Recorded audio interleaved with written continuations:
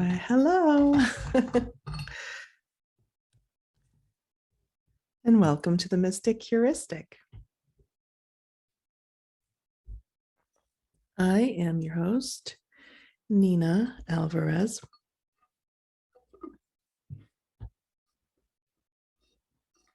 Having a little bit of water from my water bottle.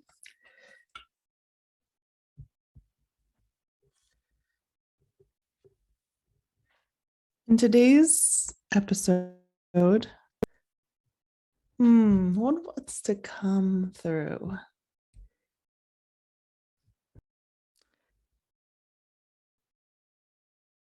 It's Father's Day, June. There's baby robins in a nest outside our window. And I've been on robin watch all week long, just stalking those baby robins, just getting video. I mean, I'm like a paparazzi, so this baby robins and the parents are like, they're giving me the stink eye all the time. And I mean, I don't get too close to the nest. I can't get too close to the nest. They're under an awning on the second floor, and I'm just like peeking out a nearby window. But oh my God, I love them so much. They are so cute and they are growing so fast. It's only been 1 week and they went from being just basically beaks. They were just beaks. They were all beak, just these open maws of constant hunger to becoming basically like old men with these like tufts of fluff around the sides of their head. It's like scrawny little chicken wings to being now they're still small and they can't fly yet, but they look more like proper birds. And there's 3 of them stuck in this tiny little perfect nest together. And their parents zooming back and forth all day long and being like so tired of me and the cats and the sparrows and everything else that is in their territory. It's great. It's great to watch all the stuff that I thought was so boring when I was a kid that adults did. uh, Gardening, growing things, bird watching. I get it now. I mean, I don't know about bird watching proper. I don't want to spend my day trying to find like a bird that's sitting on a branch, but I love watching a nest. Oh, I love watching babies. I love like a kitten cam or a nest cam or something like that. I would like to set up a nest cam in the future. It's a bit expensive. You have to do some sort of, have some like streaming technology, and I priced it out. It seems to be around $1,000 at least to have some sort of streaming thing going, and you have to, I think, have an Ethernet cable hooked. Maybe this was just one way of doing it, but I love that idea. I love that idea of if there are more nests here in the future, and that awning, if I could somehow in between get a cam in there, that would be cool.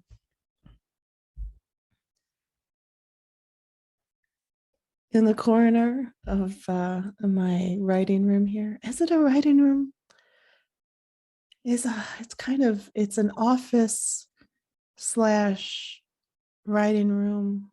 I do my activations here. I mean, I can do my activations a lot of places, but I did a really good one here yesterday.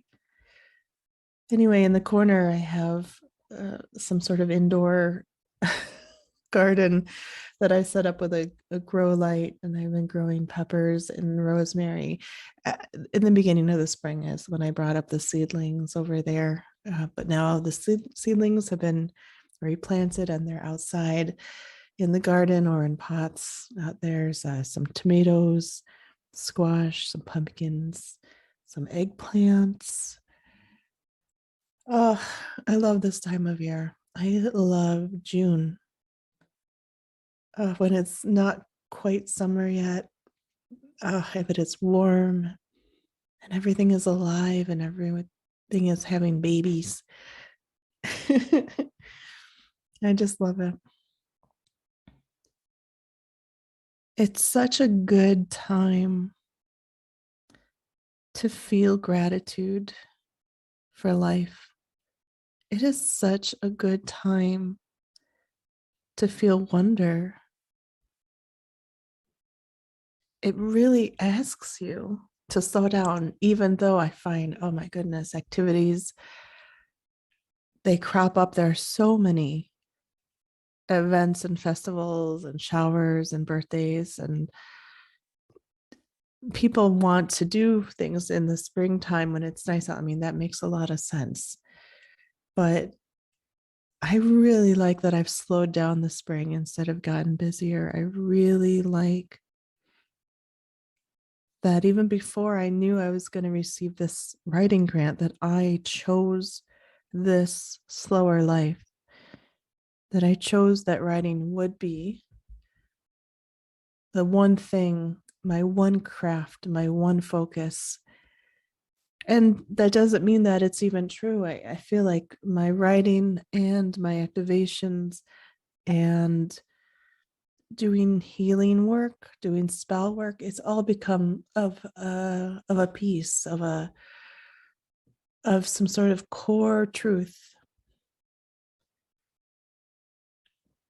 It's very different from how I used to feel. Well, it's like a octopus with 8 tentacles, all in different pots. I guess I'm an octopus who's a chef cooking up 8 meals. I fragmented myself among so many projects, and each one was a huge undertaking. Maybe 4 years ago, you could have found me making, a book for someone. I literally was and am a publisher.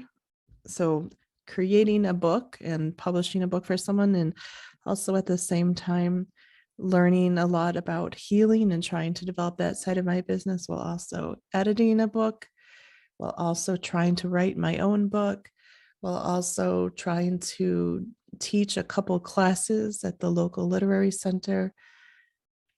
And constantly amidst all this feeling, I have to do this better. I have to do this bigger. I have to make an impact. And it also has to bring in money, right? There was so much stress, and there's so much overdoing and so much efforting. I made myself sick. And that is probably something I'm going to write about. I think I am making a play with music. Can a play with music not be a musical? Can it just, I don't want to say I'm making a musical because, oh no, no, thank you. I'm not making like Oklahoma, but I want to make write a play that has songs in it. Ugh, there's got to be some other way to think of that. But the point is that I think it's going to be about the time I was sick. But I learned so much by being sick. I really did. It was the darkest time of my life. It lasted for years. I had a thyroid condition called hypothyroidism. And if it goes unchecked and gets bad enough, it can cause death. But what it really does to you is the harder thing. It kills your spirit. It tries to kill your spirit, obviously. It didn't kill my spirit. I'm still here, but it's your body saying, no, for the love of God, stop. It's going to be, stop thinking like this, stop doing that, stop being this way, stop trying to help these people, stop telling yourself that you don't have enough time, stop trying to make X, Y, and Z amount of money, or do it in such a way. Stop. I will reduce your actual life energy until you stop. I will actually, well, I shouldn't say it like that. I don't think it's like a punishment. It's more like just sort of a natural cause and effect. If you are putting all of your vital life energy into things that are not showing you a return on investment because they're not your life path, even if they sound like they are, even if they look like they are, even if other people are so grateful for what you're doing for them, if it's not giving you life, then it's taking away your life.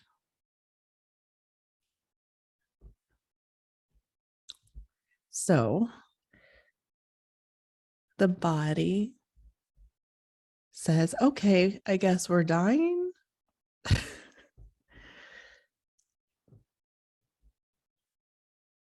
It's a strange feeling to just have your body seemingly betray you. I didn't have energy. I barely had energy to get out of bed. A walk around the block would wind me for the rest of the day. And I don't just mean in my lungs, I mean, it would sap everything I had. Just a walk around the block. I don't know why I had to go through such a difficult sickness. I'm sure it was a shamanic sickness.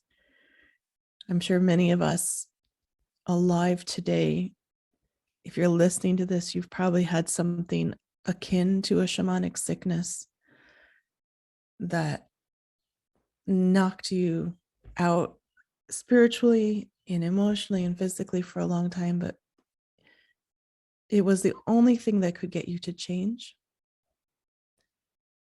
And when you came back, you were different and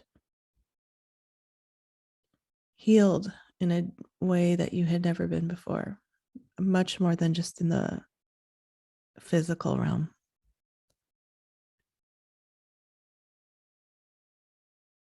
But it still took me a couple of years, even after I got better and pulled a lot off my plate.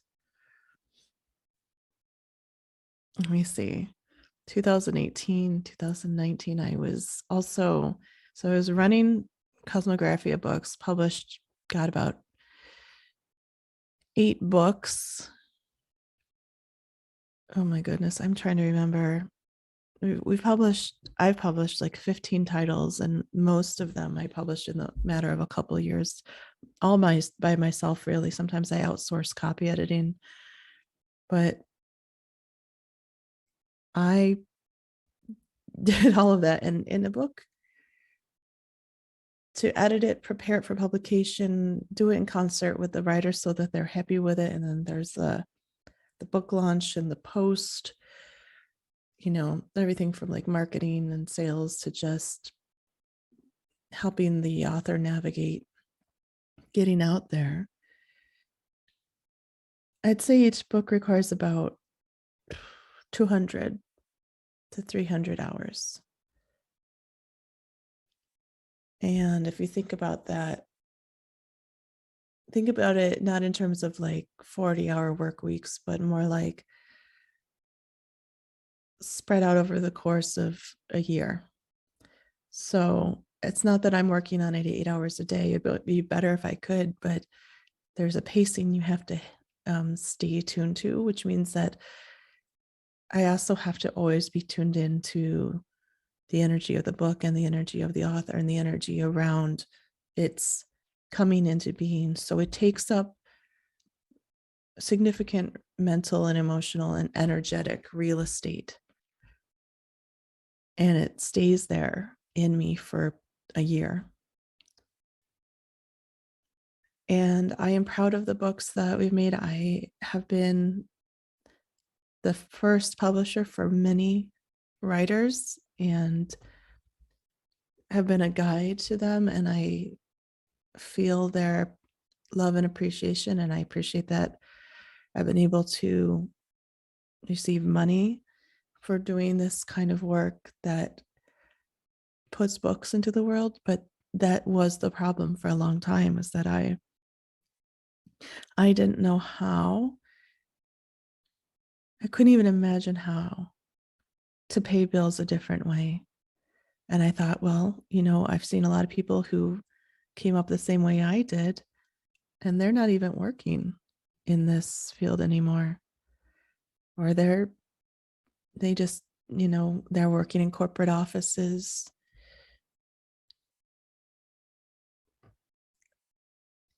I felt so lucky to have so much autonomy and individual creativity. And that was why it was so hard for 10 plus years of my life. My gosh, 2009 to 2022, it's the 13 years of my life. I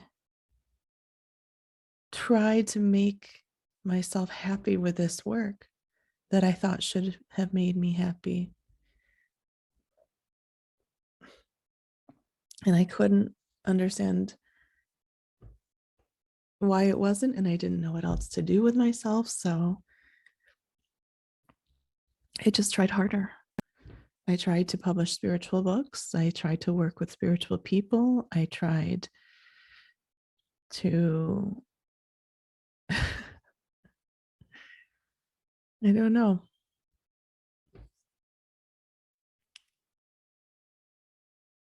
I had to learn the hard way, and it really took so long. I had to learn the hard way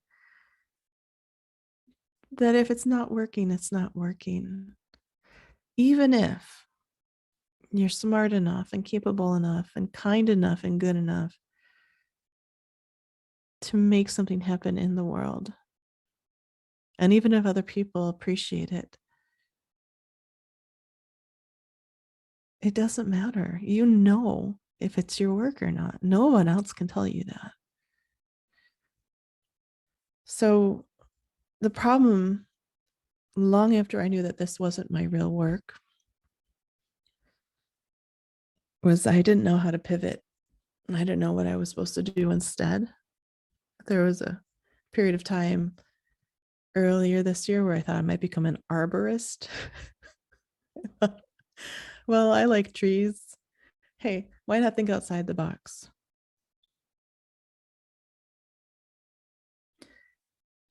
My journey is not a universal one. It's not something where I'm going to say this can happen for everybody, or it should happen for everybody, or you should feel bad if it hasn't, or you should try to make this your path. But I will tell you, because I've been leading up this for a while now, what made the difference for me. And that was that I knew that the reality that I was working with wasn't allowing me to shape a life that I wanted. I knew that whatever it was that was I wanted, and I could feel it on the tip of my tongue for years and years, it was potentially there, but not really accessible in the framework that I understood and believed reality to be based in.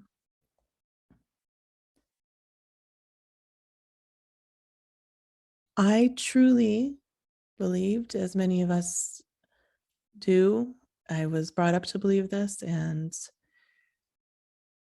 it took me a lot of rewiring to get through it, even partially, that I have to work for money. What a shocking concept.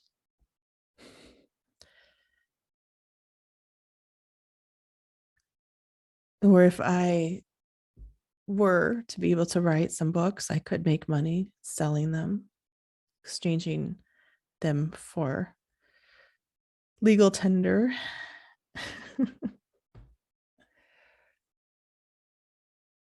It really took about 2 years of listening to Amanda Flaker talk about the lack matrix and the abundance matrix. And you can find her videos on YouTube.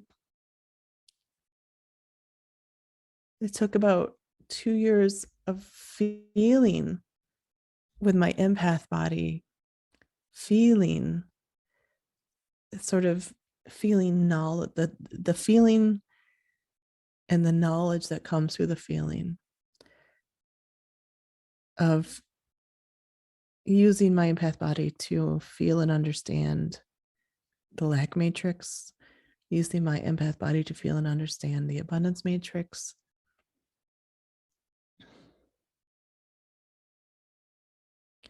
To really see that what I believed was based in the lack matrix.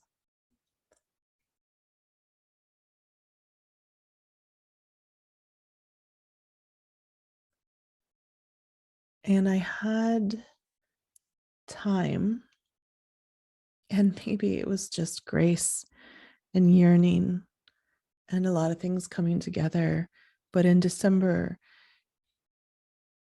2021, I asked my partner if he could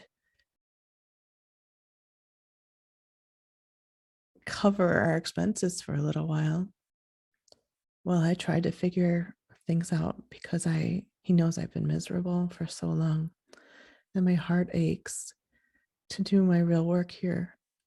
And it's been so hard for me to figure out what it is, because I seem to get close, but then I push it into some realm of in which I already understand what it is. So I can put some some walls around it and monetize it and blah, blah, blah. And I just was like, I need time. And I'm lucky enough that I got it. My partner said he would.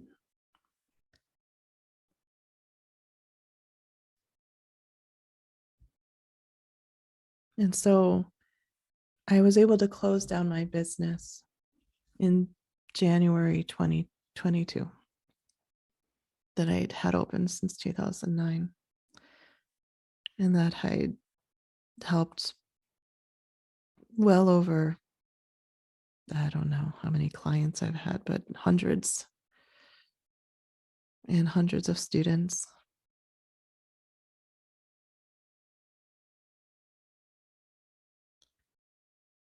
And it felt so good. And I also started journaling every day. And January 1st, I didn't have to work, so I journaled. And I journaled and I journaled, and I went through the muck in my mind. And I had enough time to myself to see what I was projecting onto reality.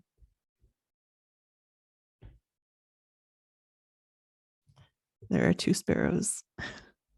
There's 2 sparrows in the bird feeder. Oh, 3.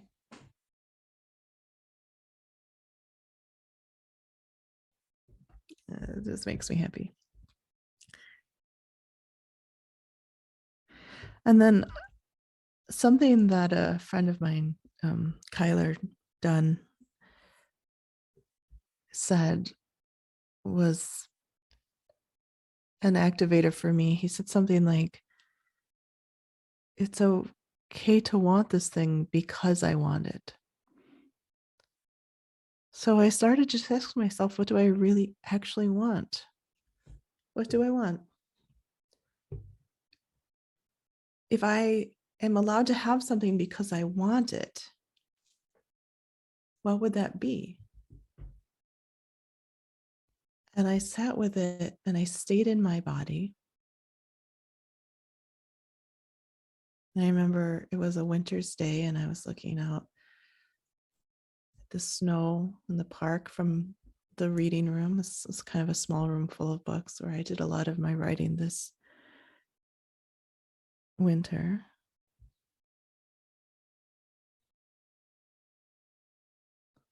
And I knew what I had to do was imagine a reality that worked differently than the one I believed in, the one that I thought was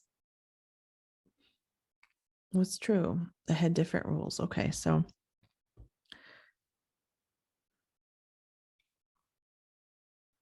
what if I could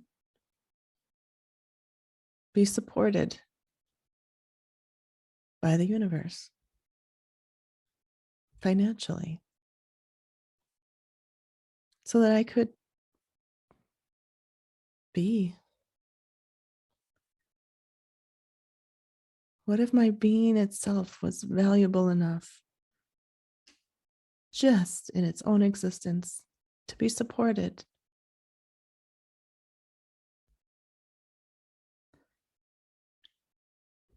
What if I could make art or whatever I wanted to make, create, and I didn't have to sell it? I didn't have to explain it to anyone. I didn't even have to produce it. I would just be able to do what I wanted to do. Because what's been coming through me for years, wanting to come through me, is a sort of new thing, a combination of art and writing and energy activations and healing and spells. And but I don't know, I didn't know how to explain that, and I certainly didn't know how to sell it, and I knew that I wasn't supposed to. I was supposed to imagine a world in which I was receiving.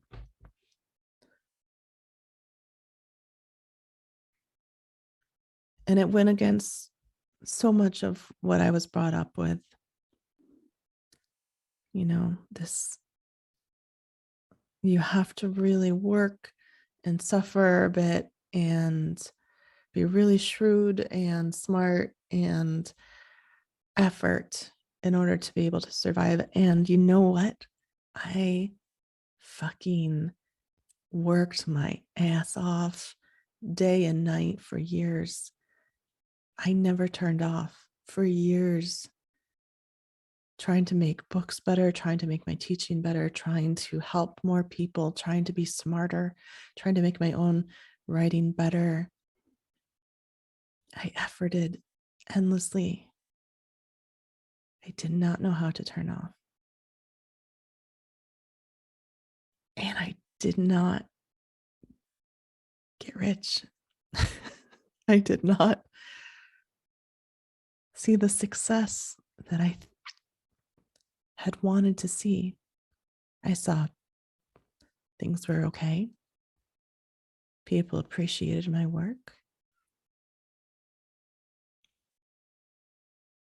But it took so much more from me than it gave back. So I thought there was something wrong with me. I thought that if I just figured it out, there was some magic key, there was some silver bullet,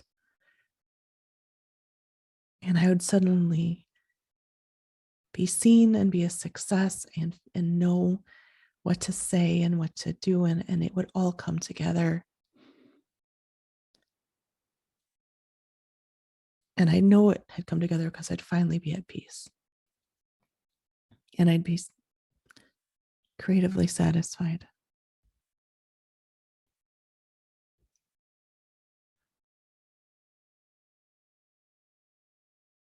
It never happened. My life changed this year, 2022. My life changed when I changed the outpicturing of what reality could actually be.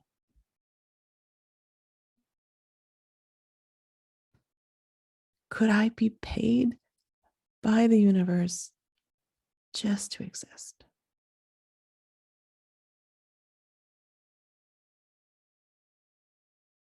Yes. Well, I didn't know, yes, but I could imagine how that would feel. And everything in my body said yes. Yes, this, please, this.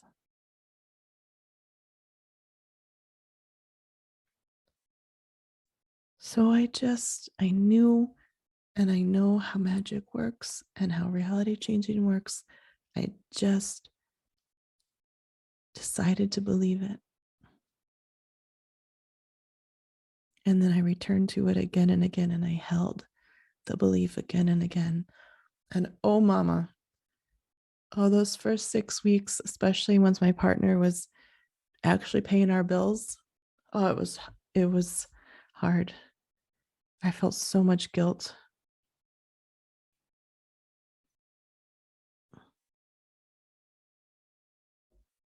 Some shame, maybe. Worry. Oh, so much worry.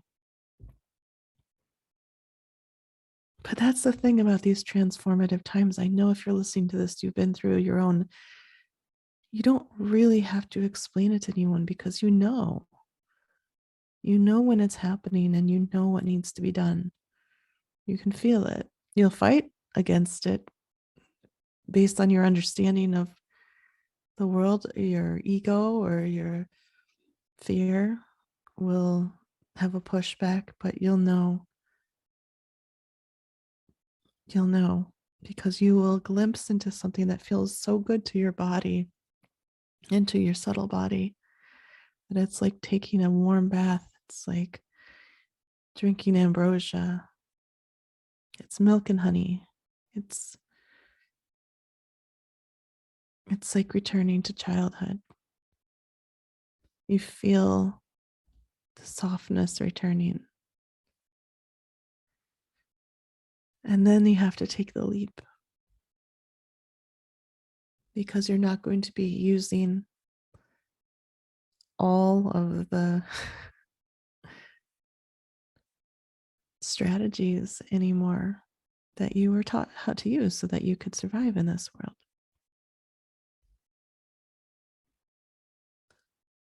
So, very shortly, I mean, in a matter of weeks after I started asking for a new reality, for this specific reality, a grant came across my, I don't know, was it on my phone? Was it on my laptop? I just was online and there it was. And it had just been posted for the first time ever.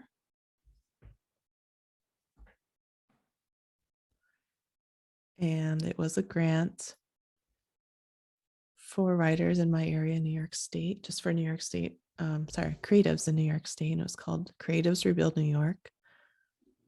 And it was created.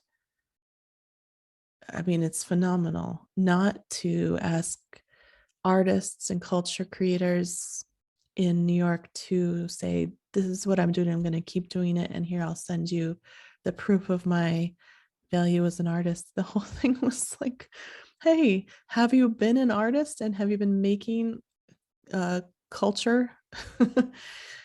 And are you in financial need? This will be basically a universal basic income. Universal basic income. That's not what it is. It's not universal yet, but the basic income, guaranteed basic income of $1,000 a month for 18 months. We trust that you are important.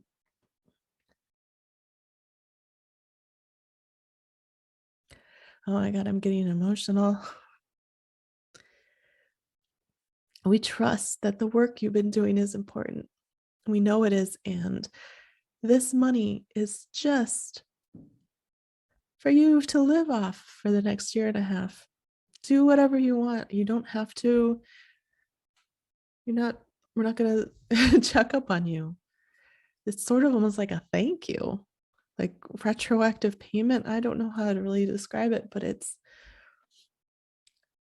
a miracle.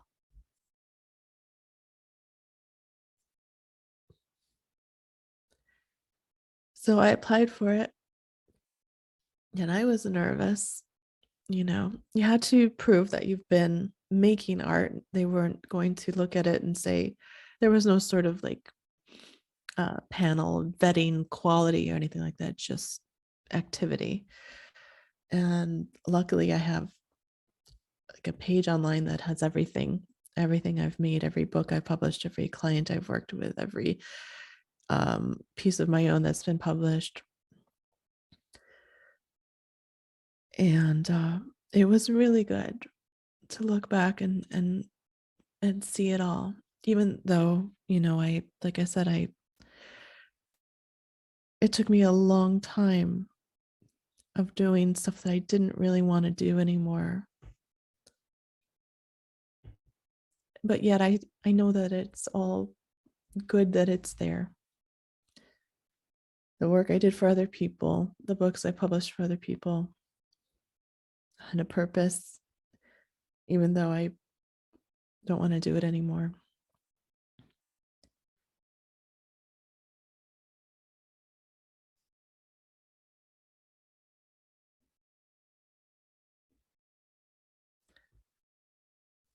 Anyway, I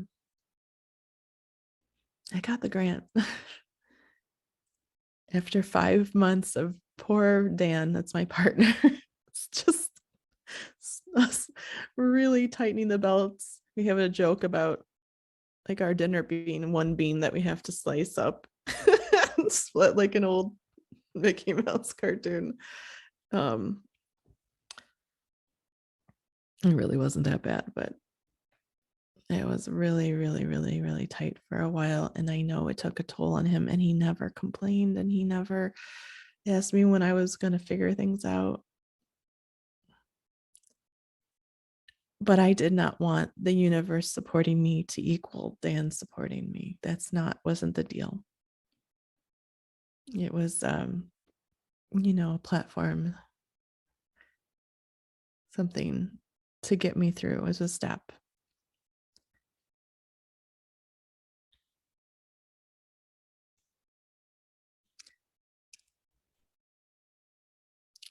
And now the grant money will start coming in, and $1,000 will cover my rent and some bills. And it is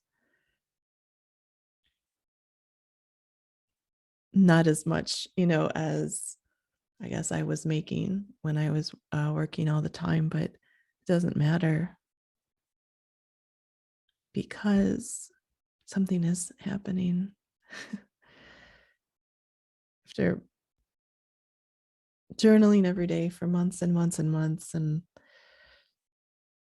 kind of having moments of creative writing come through, and poetry or ideas for some plays, and even some songs. God, that's a new one. Writing songs. That's been amazing.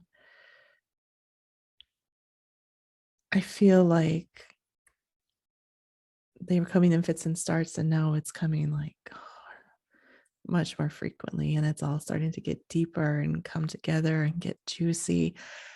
And I'm opening up so much my idea of how it's supposed to look and how it's supposed to happen. And I'm like incorporating energy work into it, which honestly I never really did before. I mean, I would maybe pray beforehand or ask for help or guidance or for channeling, but I'm using my spiritual technology. I'm using my empath tech to move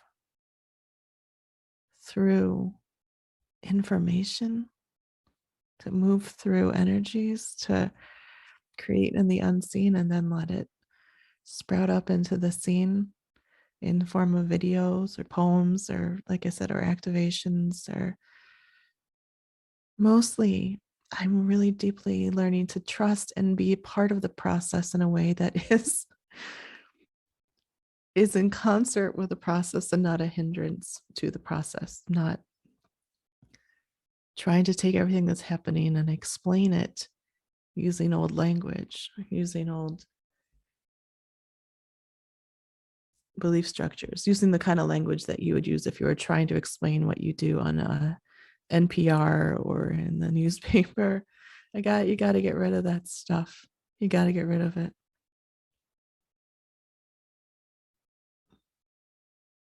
Okay, so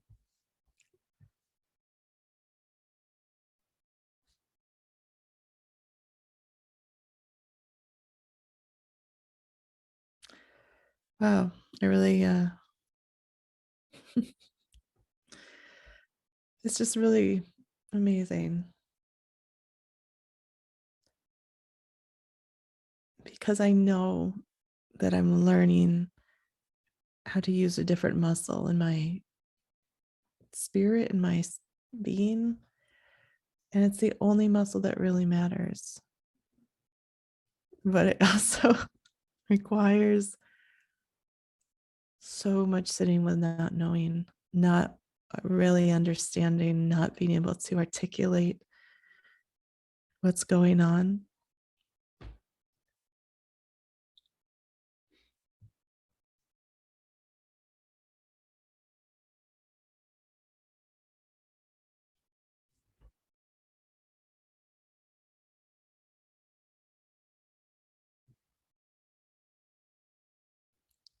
It's so good though, because if the mind could figure everything out, it would, but it can't. And you don't want the mind figuring everything out because that's not what life is. Life is magic. Existence is magic.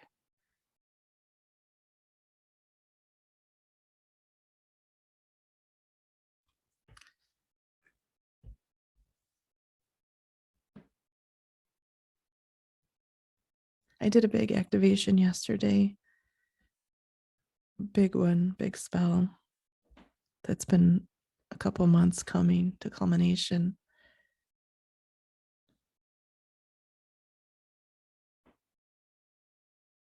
I think I'll talk about it a different time, but later that same day, one of my best friends called me, and even though I did the spell in a video and it was meant for the future, for when I published the video, I believe that I was able to deeply activate her genius because we get off the phone and she started writing in a way that she has never written. And she called me up at 11 o'clock at night and she read it to me, and it was fucking genius. Up and down genius, the best writing I've ever seen her do, and better than most writing. That's it's out there. I'm not even kidding you. I do not lie or about what I think about writing. I mean, maybe I try not to hurt people's feelings, but I've seen the people around me. Maybe this is the point to bring it all together. I've seen the people around me get activated into their literary genius by being my friend. That doesn't mean that it's my win or my glory, it's theirs. But it's like they were ready when they were ready for the activation or the teaching or whatever. I showed up. And that's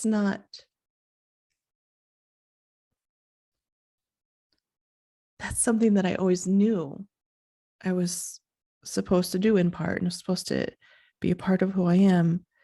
And so I said, okay, well, I should be a writing coach. I should be an editor. I should be a teaching artist. And it hurt. It hurt to try to be the person with all the answers. It hurt to try to take responsibility for someone else's successes. And it hurt to have to put so much of my life energy into other people's processes. And I did it codependently. I did it for 1,000 reasons that were based on fear and not enough, feeling not enough. But here I am, close down Dream Your Book, close down all of that stuff. And I'm activating writers at a level of genius just because I love them, just because they love me, just because I'm doing these activations and it's in my energy field and it's activating them. So yeah, I need a guaranteed basic income. I need the universe to support me financially, because when I'm freed up from the rat race, when I'm freed up from the hand wringing and the struggle And the worries about if I can pay my rent this month or not, when I'm freed up from that, I can become a miracle for myself and for other people.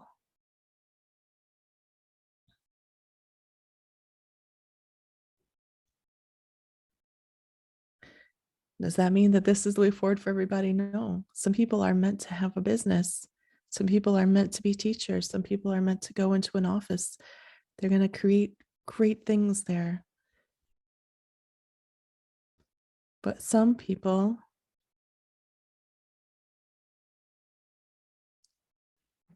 are meant to have a different kind of relationship with it altogether, with commerce. Some people are meant to be artists. And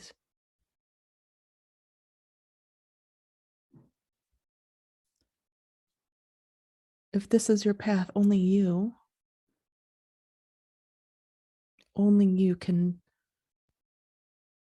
figure out what it is that your soul wants that to look like, needs it to look like, needs it to feel like. Only you can ask yourself, what is an ideal reality that maybe breaks the rules of what I was told a good person does, or a decent person, or a hardworking person?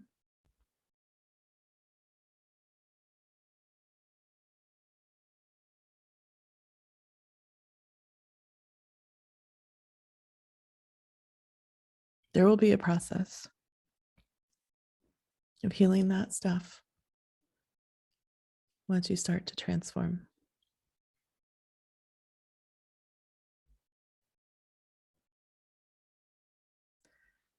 Okay. Oh, it's been great sharing my life with you. I'm so grateful for this technology. And if you listened all the way through, man, I am grateful for you. I am grateful that we're kindred spirits enough that you're still here, hopefully because it's resonant. Or maybe you fell asleep. I have a sleepy voice. That would be fine too. Maybe you're just getting the resonance and the codes, getting my heart. Okay. It is a wholesome Sunday in June. Birds and peppers and rosemaries and tomatoes and the excitement of making something new. I wish for you wholesomeness and happiness.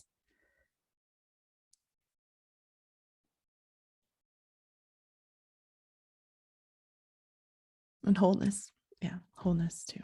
Very important. All right, until next time. Adios.